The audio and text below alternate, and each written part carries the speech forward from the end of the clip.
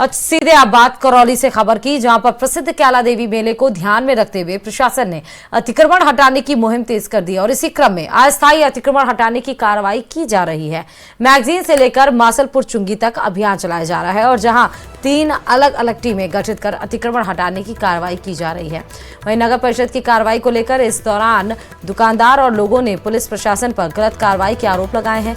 Collector Neelabh Saxena के आवास पर कार्रवाई को लेकर विरोध जताया गया। बताते चले कि कार्रवाई के दौरान मौके पर बड़ी संख्या में पुलिस बल तैनात किया गया, जिससे कोई घटना न हो पाए। करौली के द्वारा बरखेड़ा मोड़ से लेकर के और मासलपुर चुंगी तक के जो रोड साइड के अतिक्रमण थे उसको हटाने की आज कार्रवाई के लिए 3 टीमों का गठन किया गया।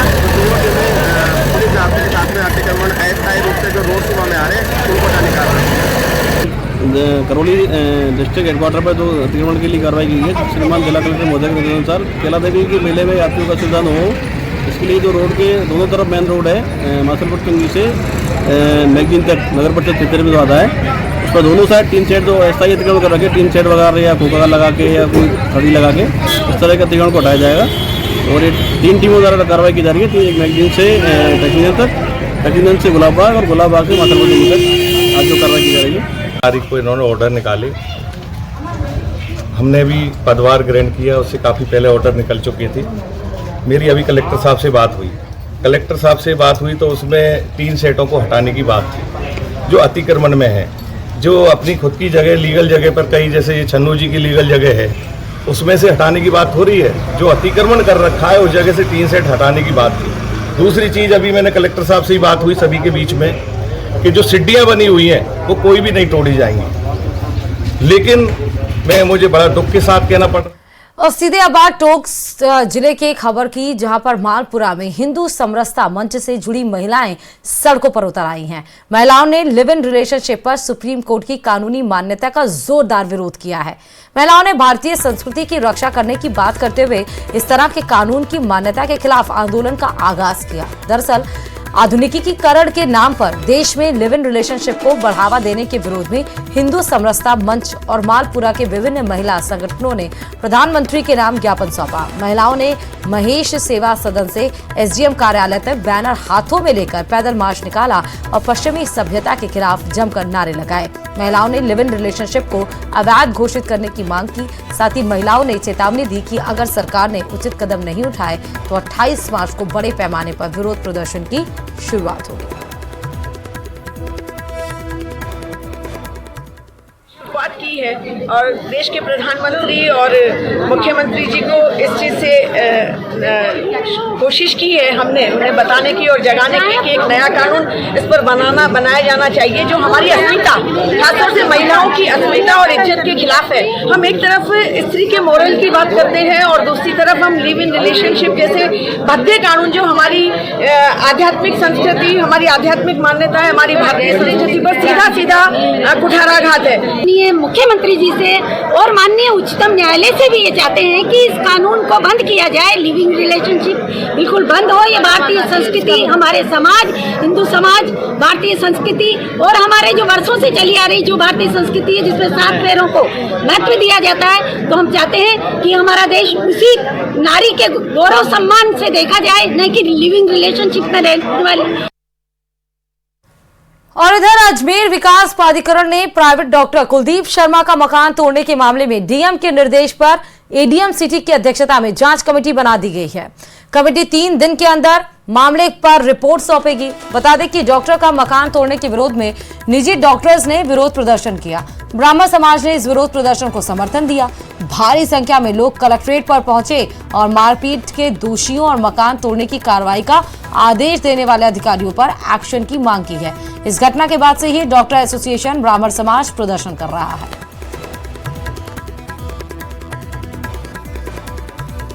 कलेक्ट्रेट पर रैली निकालने के बाद तमाम जो डॉक्टर एसोसिएशन हो, चाहे तमाम जो अलग अलग संस्थाएं हैं ब्राह्मण समाज की, वो अजमेर विकास प्राधिकरण पहुंची हैं। यहाँ पर विरोध अपना जाहिर किया जा रहा है। जो भी संबंधित अधिकारी हैं उनके खिलाफ कार्रवाई की यहाँ पर मांग की जा रही है और जल्द से जल्द इस मामले में उचित कार्रवाई हो, इसे लेकर धरना प्रदर्शन तमाम जो वो क्रियाएं हैं वो की जा रही है, जो जिनसे कि जल्द से जल्द कार्रवाई हो सके। डॉक्टर एसोसिएशन के पदाधिकारी हमारे साथ मौजूद है। तमाम जो डॉक्टर प्राइवेट निजी डॉक्टर हैं वो हड़ताल पर हैं, रैली निकाल रहे हैं। किस तरह का आज विरोध प्रदर्शन आपने किया है, अब आगे कदम क्या होगा?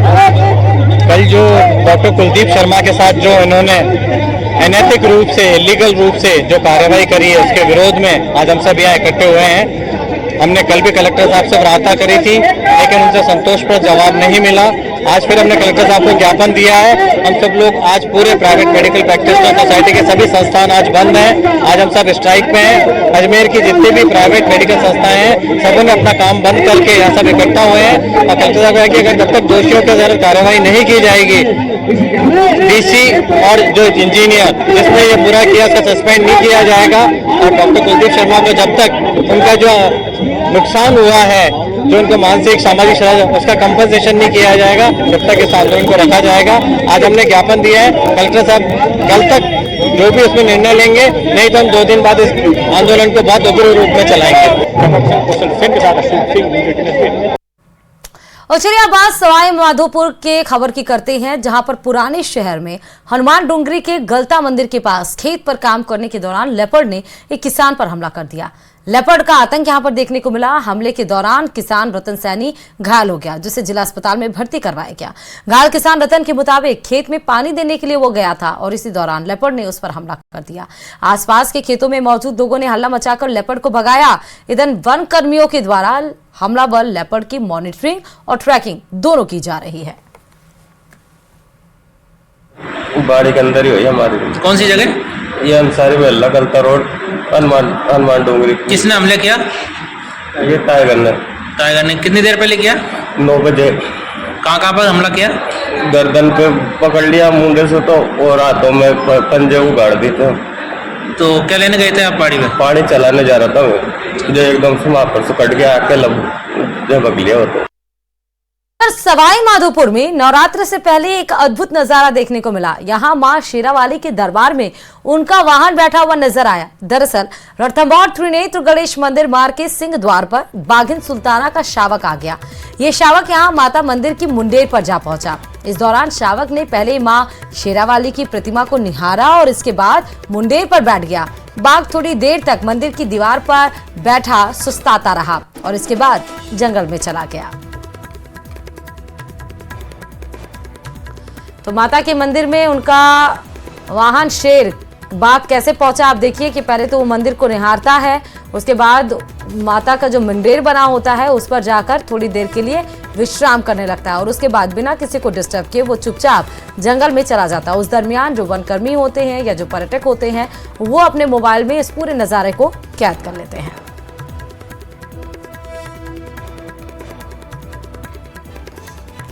प्रतापगढ़ के छोटी सादड़ी में वन विभाग की टीम ने बड़ी कार्रवाई करते हुए अवैध रूप से खैर की लकड़ी का परिवहन कर रहे एक पिकअप वाहन को जब्त किया है। हालांकि तस्कर मौके से फरार होने में कामयाब हो गए हैं।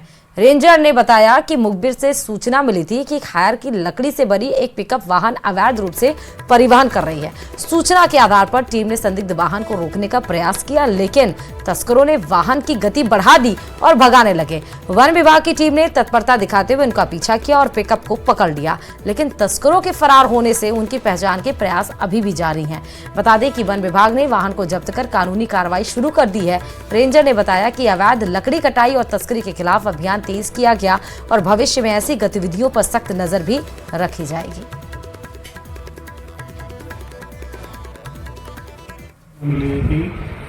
गणेशपुरा मोहनपुरा के बीच में एक खेत की गाड़ी की तस्करी की सूचना मिली, तो हमने सूचना के आधार पर तत्काल कार्रवाई करते हुए गणेशपुरा के बाहर हमने नाकाबंदी करी थी। तो नाकाबंदी में एक बोलेरो आती हुई पिकअप आती हुई दिखाई दी, तो हमने रोकने का प्रयास किया, लेकिन उसने पिकअप ने अपनी सरकारी जांच के बाद बोलेरो को टक्कर मार के नाकाबंदी तोड़कर भाग गए। तो उसके बाद उन्हें गणेशपुरा से सरलाई की तरफ पीछा करते हुए, पिथलवाड़ी की तरफ पीछा करते हुए संतोषपुरा गाँव में वाहन को रुकवाया और उसमें बैठा एक तस्कर भागने में सफल हो गया और हमने उस गाड़ी को पकड़ लिया। उसमें अवैध रूप से खेत भरा हुआ था। तो ये पकड़ के हमें आगे की कार्रवाई करते हुए रेंज में लेके आए। विधान इस बीच कांग्रेस नेता राहुल गांधी ने बहुत बड़ा बयान दिया है। राहुल गांधी ने मेरिट प्रणाली को एक गलत अवधारणा बताया। इसके साथ ही उन्होंने मेरिट प्रणाली को जातीय भेदभाव को बढ़ावा देने की भी बात कही। राहुल गांधी का यह बयान अब सोशल मीडिया पर तेजी से वायरल भी हो गया है। There is this idea that is being pushed by the RSS and the BJP, right? Which is basically to destroy their history, to destroy the history of the Dalits and the Adivasis and the OBCs. I think it's not supporting the caste census is actually anti-national, because what you're saying is that we're not ready to accept the truth of what is going on in our country. Pokhran तहसील प्रशासन ने नया नवातला गांव की गोचर भूमि को अतिक्रमण मुक्त कराने के लिए कार्रवाई की। तहसीलदार विश्व प्रकाश श्वारण के नेतृत्व में करीब 50 लाख रुपए की गोचर भूमि से अतिक्रमण हटाया गया है। अतिक्रमी लंबे समय से गोचर भूमि पर फसल उगाकर अवैध कब्जा किए हुए थे। प्रशासन ने बुलडोजर चलाकर अतिक्रमण हटा दिया।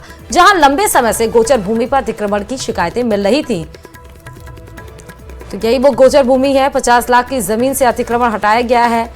कई दिनों से यहाँ पर फसल उगाए जा रहे थे, अवैध यहाँ पर खेती की जा रही थी, लेकिन अब गोचर भूमि से अतिक्रमण मुक्त करा दिया गया है।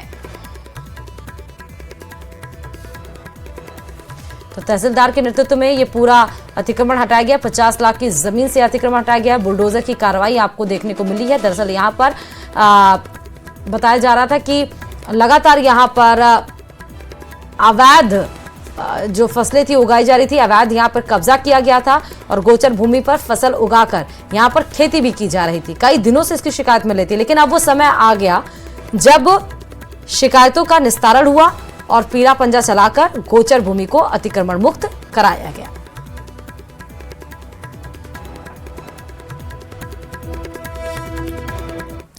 और एक बड़ी खबर इस बीच आपको बताते चलें, थाईलैंड की सीमा पर म्यांमार के घने जंगलों में साइबर ठगी के अड्डों से लगातार गुलामी की जिंदगी जी रहे लोगों को बाहर निकालकर उनके देश भेजा जा रहा है।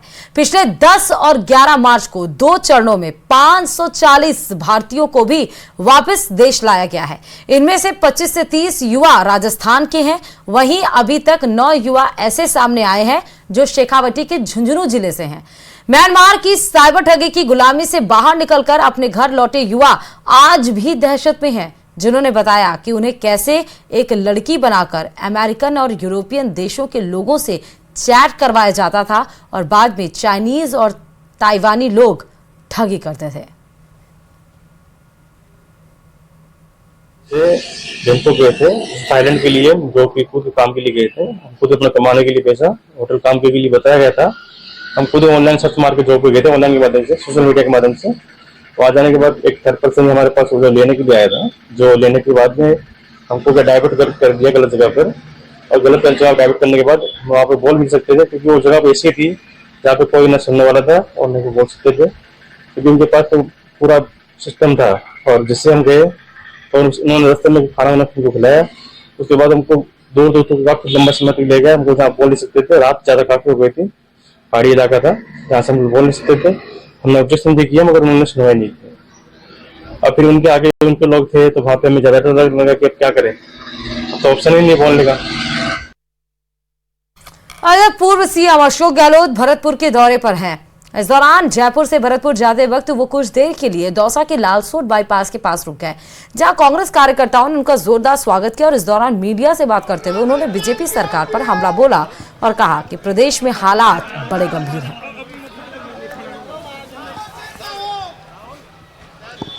आंदोलन क्या करूं, पूरा प्रदेशवासी आंदोलन कर रहे हैं, पूरे प्रदेश के लोग आंदोलन कर रहे हैं। आप कहीं चले जाए गांव के अंदर, कस्बों में, तो एक ही बात मिलेगी कि किसको क्या बात करें, जाके शिकायत किससे करें। तो हालात बड़े गंभीर हैं। बार बार हम मुख्यमंत्री जी को आगाह भी करते हैं। हम लोग विपक्ष में हैं, विपक्ष की भूमिका है एक अपनी बात कम से कम पहुँचाएँ सरकार तक, जो पब्लिक का फीडबैक है। तो सुशासन दे सरकार, अगर फायदा किसको होगा, पब्लिक को होगा। तो हम लोग हमेशा वो सोच सकते हैं कि सुशासन हो, जिससे कि जनता का भला हो, विकास हो राजस्थान के अंदर। सोशल सिक्योरिटी की स्कीमें जो है वो मजबूत बने। हमारे वक्त में हमने जो स्वास्थ्य के लिए स्कीम बनाई, शिक्षा के लिए बनाई। और अब बात कोटा जिले की खबर की, जहां पर खैराबाद पंचायत समिति में बीडीओ समय सिंह मीणा के आवास पर बदमाशों ने हमला किया और फिर फरार भी हो गए। हथियारों से लैस बदमाशों ने अधिकारी की कार और दरवाजे पर भी हमला कर तोड़फोड़ की और जमकर उत्पात मचाया। बदमाश सुबह पंचायत समिति में अधिकारी के निवास के सामने पहुंचे, जहां बदमाशों ने बीडीओ की कार पर ताबड़तोड़ सीढ़ियों से वार कर तोड़ दिया और जिसके बाद बीडीओ के निवास गेट पर बदमाशों ने सरियों से हमला किया। वहीं बीडीओ समय सिंह ने अज्ञात बदमाशों के खिलाफ मामला दर्ज करवाया, जहां पुलिस बदमाशों की तलाश कर रही है।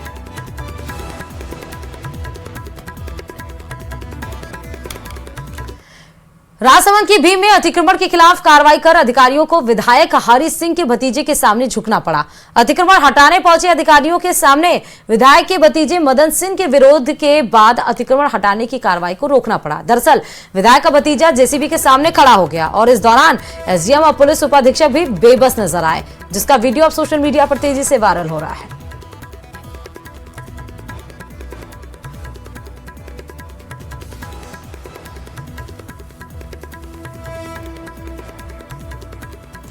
होली के 8वें दिन मनाया जाने वाला शीतला अष्टमी का त्यौहार प्रदेश में बड़े ही धूमधाम से मनाया जा रहा है और इस दिन माता की विशेष पूजा अर्चना भी की जाती है।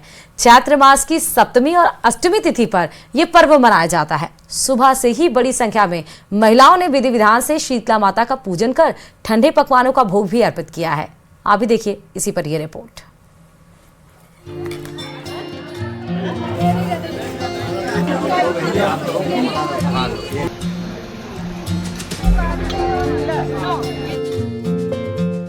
प्रदेश में शीतला अष्टमी की धूम, बड़ी संख्या में महिलाओं ने की विशेष पूजा।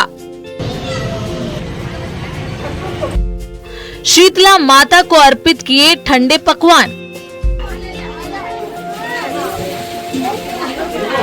प्रदेश के अलग अलग जिलों से आई इन तस्वीरों में शीतला माता के प्रति गहरी श्रद्धा का भाव प्रकट हो रहा है।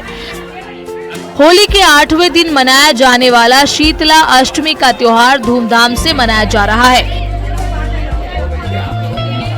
शीतला माता मंदिरों में विशेष पूजा अर्चना की गई। सुबह से ही बड़ी संख्या में महिलाओं ने विधि विधान से शीतला माता का पूजन कर ठंडे पकवानों का भोग अर्पित किया और परिवार की सुख समृद्धि की कामना की। पौराणिक मान्यताओं के अनुसार होली के 8 दिन के बाद में शीतला अष्टमी को, पहले दिन सप्तमी को ठंडा पकवान बनाया जाता है, उसे रांदपुआ कहते हैं। दूसरे दिन ठंडा भोजन किया जाता है और सभी महिलाएं, सुहागिन स्त्रियां अपने बच्चों और पति की लंबी आयु और सुख समृद्धि की कामना करती है। शीतला अष्टमी से एक दिन पहले पुए, पूड़ी, रबड़ी, चावल, मोहनथाल समेत कई पकवान तैयार किए जाते हैं और अगले दिन माता को ठंडे पकवानों का भोग लगाया जाता है। मान्यता है कि इससे घर परिवार में सुख शांति बनी रहती है और बीमारियों से रक्षा होती है।